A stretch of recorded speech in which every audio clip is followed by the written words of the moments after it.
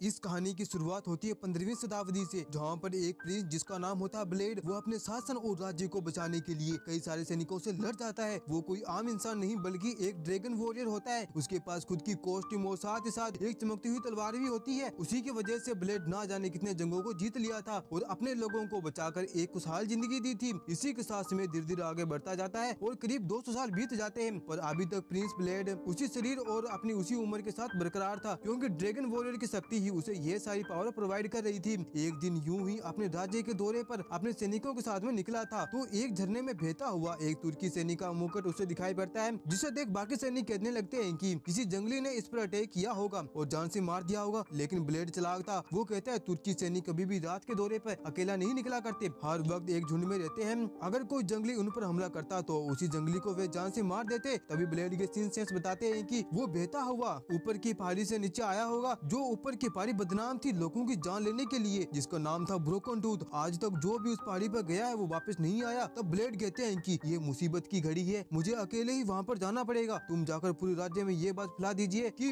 अपने आप को सतर्क रखने का वक्त आ चुका है। ब्लेड अकेले जाने वाला होता, लेकिन उसके वफादार उसके पीछे नहीं छोड़ते और उसके साथ साथ उसी ऊंची पहाड़ी पर पहुंच जाते। वहाँ पहुंचने के साथ जब वो अंदर जाते हैं तो उनके ऊपर काफी सारे चमगादड़ हमला करने लग जाते हैं। जहाँ एक तरफ उनके सैनिक उन चमगादड़ों से बचने की कोशिश करते हैं, वहीं दूसरी ओर ब्लेड को ये पता चल जाती है कि यहाँ पर इन चमगादड़ों के अलावा और भी कोई बड़ा दैत्य मौजूद है, और वो देखते देखते उनके सामने खड़ा हो जाता है, हर एक को काट देता है। वो इतनी तेजी से आगे पीछे होता है कि कोई उसे देख नहीं पाता। अब सभी सैनिक को मौत के घाट उतार देने के बाद अब बारी थी ब्लेड की। जब वो पिशाच आगे की ओर बढ़ता है, जब अपने आप को बचाने के लिए उसके हाथों अपनी चमकती हुई सिल्वर तलवार लग जाती है, और जैसे ही उस तलवार पर सूरज की किरण पड़ती है तो पिशाच का खून धीरे धीरे उड़ने लगता है। उससे ब्लेड को ये समझ आ जाती है कि उस पिशाच की कमजोरी रोशनी है, और साथ ही चांदी, और मौका पाकर ब्लेड वहाँ से निकल जाता है। अब इस बात की जांच पड़ताल करने के लिए वो अपने राज्य के प्रीस्ट के पास पहुँचता है और उससे पूछता है क्या सच में ब्रोकन टूथ पहाड़ी पर कोई ऐसा पिशाच है जो लोगों को जान से मार डालता है। उसकी बातें सुनकर प्रीस्ट उसे बताता है कि ब्रोकन टूथ में आपका सामना जिस क्रिएचर से हुआ वो एक ड्रैकुला था। उसका खुराक है लोगों का बहता लहू, साथ ही उसकी कमजोरी है सूरज की रोशनी। पहले वो एक आम इंसान हुआ करता था, मगर नाम, शोहरत और शासन को पाने के लिए उसने शैतानों के साथ में सौदा कर लिया, और शैतान ने उसके साथ में दगाबाजी करी। एक हाथ पावर दी तो दूसरी हाथ उसकी जान को ले ली। हालांकि उस ताकत से ड्रैकुला ने वो सब कुछ पा लिया जो उसे पाना था, मगर इसी के साथ उसे एक श्राप भी मिल गया। वो कभी उस ब्रोकन टूथ पहाड़ी से नीचे नहीं आ सकता था, और वो जब तक आजाद नहीं हो सकता जब उसे अपनी ही तरह कोई काबिल योद्धा ना मिल जाए। जिस दिन उसे वो काबिल योद्धा मिल जाएगा तो वो अपना श्राप उस पर डालकर उसे अपनी शक्तियों से मालामाल कर देगा और खुद वहाँ से निकल कर चला जाएगा। जिसके बाद ब्लेड प्रिंस से कहता है कि ये बात हम दोनों के बीच ही रहनी चाहिए। अब टाइम धीरे धीरे आगे बढ़ता जाता है। अब वो दिन आता है जब इस राज्य का ईस्टर होता है। इस दिन हर कोई राज्य का इंसान राज दरबार में आकर शाही दावत को एंजॉय करता है। उसी वक्त पड़ोसी राज्य का दूत उनके पास आता और कहता है कि मुझे राजा मेहमत ने आपके पास भेजा है। बेसिकली इनका राज्य ब्लेड के राज्य से 10 गुना बड़ा होता है। भविष्य में इनके ऊपर कोई परेशानी ना आए, इसलिए वो दूसरे राज्य को हर साल ईस्टर के दिन चांदी की अशर्फियों के साथ एक बड़ा नजराना भी देते हैं। लेकिन इस बार दूध की मांगे और बढ़ जाती है। उसे इस राज्य से 1000 बच्चे चाहिए थे। इस मांग को सुनने के बाद हर कोई ब्लेड को गलत नजरिए से देखने लग गया था। उस पूरी बात को संभालने के लिए ब्लेड उन्हें कहता है कि मैं आकर आपके राज्य से बात करूंगा, उसके बाद में ही मैं कोई डिसीजन लूंगा। इसके बाद वो बिना कुछ कहे चांदी के बक्सों के साथ वहाँ से निकल जाता है। अब अगले दिन जहाँ ब्लेड अपने कुछ टुकड़ी सैनिकों के साथ मेहमत के पास में जाता है, वहाँ मेहमत उसका स्वागत करता है और कहता है ब्लेड तुमने हमारी काफी सालों तक सेवा करी है। एक वक्त था जब मेरे पिता ने तुम्हें अपनाया और तुम्हें एक नई जिंदगी दी। उसी वक्त से तुम हमारे गुलाम हो और हमारा हुक्म मानने के अलावा और कोई भी रास्ता नहीं है। लेकिन ब्लेड कहता है कि मैं 1000 बच्चों को आपको नहीं दे सकता। लेकिन मेहमत को ब्लेड की एक राज पता थी कि ब्लेड एक ड्रैगन वॉरियर है जिसने आज से करीबन 200 साल पहले 1000 लोगों को मौत के घाट उतार दिया था। अगर ये बात उनके राज्य में फैल जाए तो, लेकिन ब्लेड ऐसा होना नहीं चाहता था कि अगर उसकी सच्चाई सामने आ गई तो वो उसे शैतान की नजरों से देखने लग जाएंगे। इसलिए ब्लेड को ये सौदा करना ही पड़ता है। अब बारी आती है हर एक बच्चे को उनके राज्य में देने के लिए, लेकिन वो ब्लेड के बेटे को भी मांग लेते हैं। तभी ब्लेड को गुस्सा आ जाता है और अपनी पूरी ताकत के साथ वहाँ मौजूद 10 से 12 सैनिकों को खत्म कर देता है। अब तुर्की के सैनिक मरे हैं तो बड़ी सेना उन पर आक्रमण करने के लिए तैयार थी। ब्लेड को पता थी मेहमत के पास लाखों की फौज है और हमारे पास कुछ सैकड़ों। आखिर में अपने राज्य को सुरक्षा करूं तो करूं कैसे। तभी ब्लेड को याद आता है वह ड्रैकुला जो कि खून का प्यासा है, जिसके पास में असीमित शक्तियां हैं। इस वक्त वही है जो उसे बचा सकता है। ब्लेड को ये पता थी कि उसके साथ सौदा करने पर वो हमेशा के लिए उस पहाड़ी के अंदर ही रह जाएगा। वो बिना डरे उस पहाड़ी पर चला जाता है। कुछ देर अंधेरे में बिना डरे खोजने के बाद में वह ड्रेकुला खुद उसकी आंखों के सामने खड़ा हो जाता है। उसकी आंखों में मौत का खौफ था। ड्रेकुला बोलता है, तुम मुझसे लड़ने नहीं आए हो, तुम मुझसे यह सौदा करने आए हो। जब तुमसे पहली मुलाकात हुई थी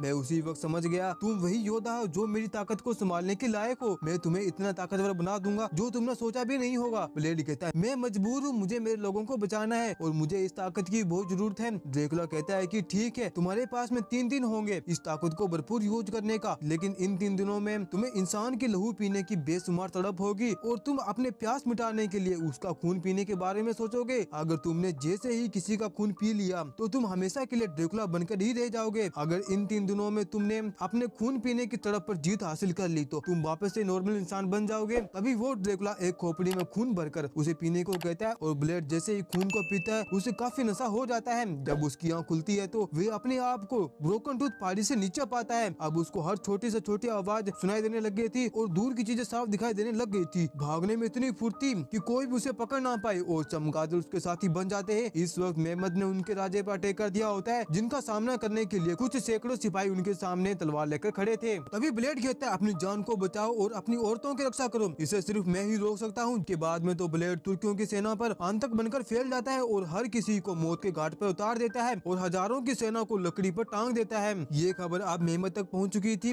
मेहमद जानता था वो हजारों लोगों से लड़ने की ताकत है मगर लाखों लोगों का सामना नहीं कर सकता। हालांकि 1 लाख सैनिक आने की बात ब्लेड को पता चल जाती है, इसलिए वो अपने राज्य के सभी लोगों को बचाने के लिए राज्य के एक दूसरी ऊंची मोनेस्ट्री पर भेजना शुरू कर देता है। उसे पता था वो दिन में बाहर नहीं निकल सकता वरना धूप उसे खत्म कर देगी। वो ये सारी बातें अपनी बीबी को बता देता है। अब सभी लोग पहुंच जाते हैं ऊंची मोनेस्ट्री पर मगर तब तक लाखों की फौज उन तक पहुंच रही होती है। अब आता है ब्लेड अपने ड्रेकुला की पावर के साथ और एक एक करके ब्लेड उन सबको मौत के घाट पे उतारने लगता है। अब सुबह हो चुकी थी। अब मेहमद की दूसरी टुकड़ी अटैक करने वाली थी। अब ब्लेड जानता अब वो उनसे लड़ने के काबिल नहीं है, उसे अपने लोगों को तैयार करना पड़ेगा, सभी को तलवार देकर खड़ा करना होगा। लेकिन वो धूप से आगे नहीं आता और यही बात प्रीस्ट नोटिस कर लेता है। तब उसके पास में आकर कहता है, क्या आपने सच में उस ड्रेकुला के साथ में सोल का सौदा कर लिया है? अगर ये है तो आप शैतान बन चुके हैं और हमें आपको खत्म कर देना होगा। अब एक एक करके सभी लोग हर जगह सूरज की किरणें फैलाने लग जाते हैं और उस कमरे में आग भी लगा देते। तभी आसमान में बादल छा जाता है। अब ड्रेकुला जलते हुए घर से बाहर आकर उन सभी पर गुस्सा करता है, आखिर तुम लोगों के लिए ही मैं लड़ रहा हूँ, तुम लोगों को बचाने के लिए मैंने शैतान के साथ में सौदा किया तो मैंने गलत क्या किया? अगर अपनी जान बचाना चाहते हो तो ब्लेड का साथ दो। अब शाम का वक्त आ चुका होता है और एक बड़ी सेना उनकी ओर बढ़ रही होती है। वहीं ब्लेड मोनेस्ट्री की सबसे ऊंची चोटी पर खड़ा हो जाता है और सभी चमगादड़ों को अपने इशारे पर नचाता हुआ एक बड़ा सा मुक्का बनाता है और जोरदार वार करता है उसकी टुकड़ी पर, जो एक बार में तेज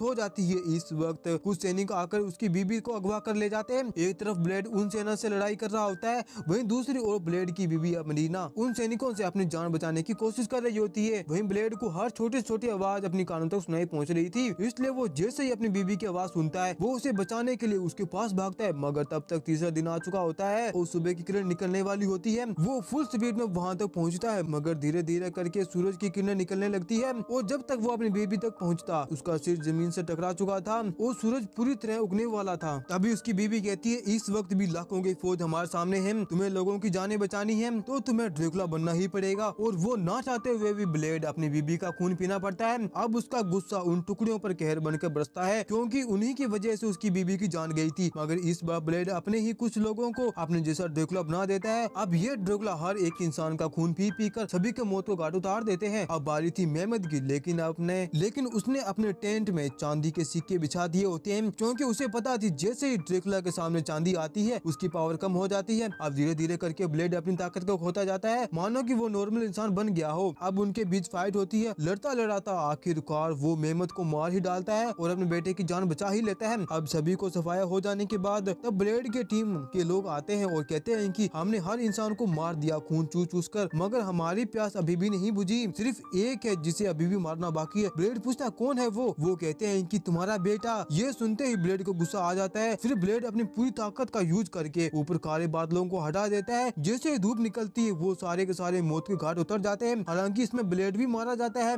ब्लेड के बेटे की जान बच जाती है। आप प्रीस्ट उसे वापस राज्य में ले जाकर उसे उस राज्य का राजा घोषित कर देता है। इस मूवी के पोस्ट क्रेडिट सीन में दिखाया जाता है कि जहां पर हम 21वीं सदी को देख पाते हैं। इस वक्त ब्लेड जिंदा होता है क्योंकि मरने के बाद एक्चुअल ड्रेकुला का दूत आकर उसे अपना खून पिला देता है ताकि उसके अंतिम अंत से भी वो अपने शरीर को वापस पूरा कर सके और 15वीं शताब्दी से लेकर 21वीं शताब्दी तक ब्लेड अपनी ही जिंदगी यूं जीता रहता है, मगर अब उसका सामना करने के लिए उसका पुराना साथी यानी कि वही ओल्ड ड्रैकुला उसके सामने होता है। और इसी के साथ मूवी यहीं पर खत्म होती है। आपको मूवी कैसी लगी? अच्छी लगी तो वीडियो को लाइक, चैनल को सब्सक्राइब जरूर करें। जब तक मिलते हैं अगले वीडियो में, जब तक के लिए बाय बाय।